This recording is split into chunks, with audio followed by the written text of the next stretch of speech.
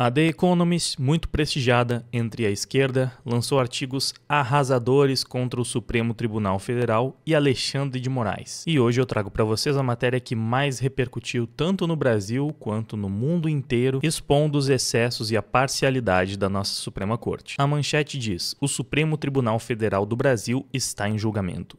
Como um juiz superstar ilumina uma concentração excessiva de poder. A democracia brasileira sofreu um duro golpe nas últimas 2 décadas e grande parte da culpa recai sobre os seus políticos corruptos. Todos os presidentes desde 2003 foram acusados de violar a lei. Dilma Rousseff sofreu impeachment por fraudar as contas públicas. Luiz Inácio Lula da Silva, conhecido como Lula, foi preso por corrupção e agora é presidente novamente. Jair Bolsonaro, um agitador de extrema-direita, supostamente planejou um golpe para permanecer no poder após perder a eleição em 2022 e em breve será levado a julgamento. Mas a democracia brasileira tem outro problema: juízes com muito poder.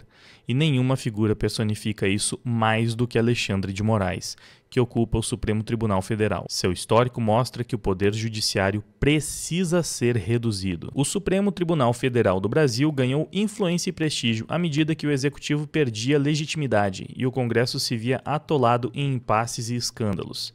Desde que decidiu sobre um grande caso de corrupção em 2012, o tribunal tornou-se mais disposto a fazer valer seus poderes. O comportamento perigoso e antidemocrático de Bolsonaro, tanto no cargo quanto após ser expulso pelos eleitores, deu ao tribunal mais justificativa para usar sua influência em defesa do Estado de Direito. Bolsonaro supostamente tentou declarar um falso estado de emergência após perder a eleição, e seus apoiadores invadiram prédios do governo e planejaram atacar um aeroporto. As últimas alegações o acusam de planejar assassinar Moraes, bem como Lula e seu vice-presidente em 2022, antes que pudessem assumir o cargo. Essas são acusações graves, e o tribunal deve ponderar as evidências e condenar se for o caso. O problema é que há crescentes questionamentos sobre o próprio comportamento do tribunal, a qualidade da justiça que ele oferece e a adequação de suas sanções. Um colegiado de 5 juízes, por exemplo, decidirá se Bolsonaro será preso em vez dos 11 juízes do tribunal. Dos 5, um é ex-advogado pessoal de Lula e o outro é seu ex-ministro da Justiça. O julgamento, portanto, corre o risco de reforçar a percepção de que o tribunal é guiado tanto pela política quanto pela lei. Durante a Lava Jato, uma gigantesca investigação de corrupção, o tribunal manteve as penas de prisões para dezenas de políticos e empresários considerados culpados de corrupção, mas depois mudou de ideia e anulou as condenações de Lula em 2021 por questões processuais.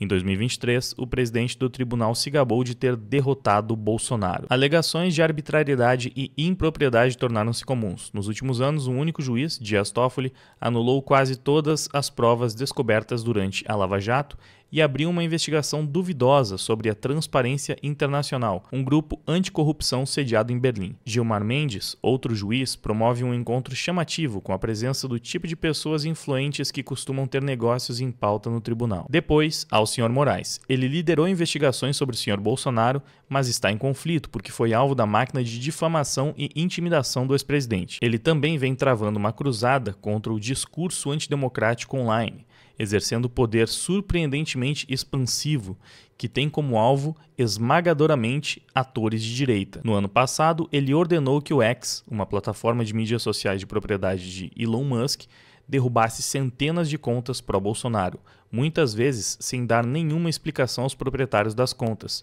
Ele bloqueou o acesso ao X no Brasil por mais de um mês e congelou as contas bancárias da Starlink, a empresa de internet via satélite do Sr. Musk. O Sr. Moraes responde às críticas com imperiosidade.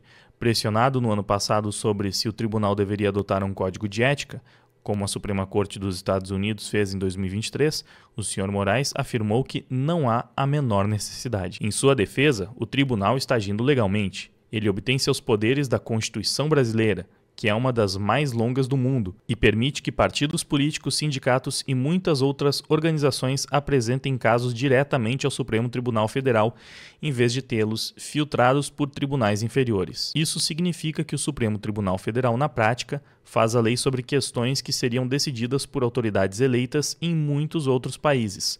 Um único juiz pode proferir unilateralmente decisões com sérias repercussões, conhecidas como decisões monocráticas.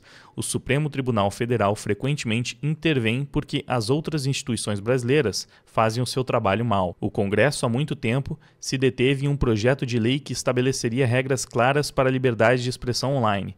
Em vez disso, surrealmente está gastando seu tempo ponderando uma legislação que perdoaria aqueles que atacaram prédios do governo após a derrota eleitoral do Bolsonaro. A ameaça de tudo isso é tripla. Um perigo é que a qualidade da tomada de decisões da Suprema Corte se deteriore à medida que o seu escopo se expande implacavelmente. Segundo, quanto mais a Suprema Corte busca administrar a política, mais perde apoio público. Apenas 12% das pessoas dizem que ela está fazendo um trabalho bom ou ótimo, em comparação com 31% em 2022. E terceiro, esse poder irrestrito aumenta a ameaça de a Suprema Corte se tornar um instrumento de impulsos iliberais, que infringem a liberdade em vez de apoiá-la. O que pode ser feito? Parte da resposta é que o Supremo Tribunal Federal exerça moderação. Para restaurar sua imagem de imparcialidade, deve convocar toda a sua bancada para julgar o Sr. Bolsonaro, incluindo os 2 juízes nomeados pelo ex-presidente. Juízes individuais devem evitar emitir decisões monocráticas, especialmente em questões políticas sensíveis.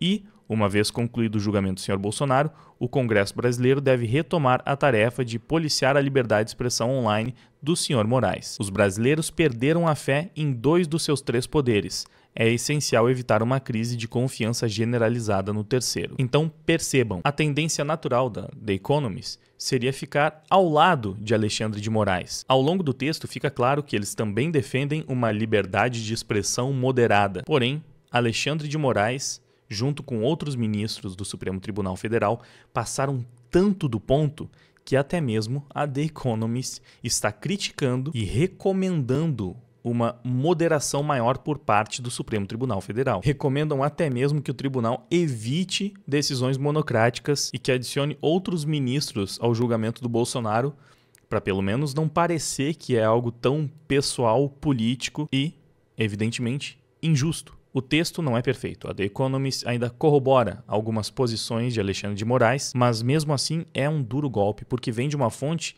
inclusive prestigiada pela esquerda, pelos globalistas, e aponta excessos do STF que no Brasil já foram até normalizados. A gente já está acostumado com isso, mas que para qualquer outra democracia é um completo absurdo. Por isso mesmo, esse artigo não foi bem recebido pelos ministros. Barroso soltou uma nota respondendo, negando ter dito que derrotou o bolsonarismo, e como diz na manchete, os nossos juízes são superstars, então é claro que uma matéria como essa atingiu profundamente no ego gigantesco deles. Mas e aí, o que você achou? Deixe a sua opinião nos comentários. Obrigado por assistir esse vídeo. Antes de ir embora, não esqueça de deixar like e se inscrever para continuar atualizado. E você também pode gostar de conhecer a nossa loja para garantir sua camisa fora Lula e fora Moraes, de todos os modelos e tamanhos. Também temos canecas para você beber lágrimas de comunistas e várias outras estampas que você também pode gostar. Confira o link ali na descrição e também no comentário fixado. Valeu e até a próxima notícia.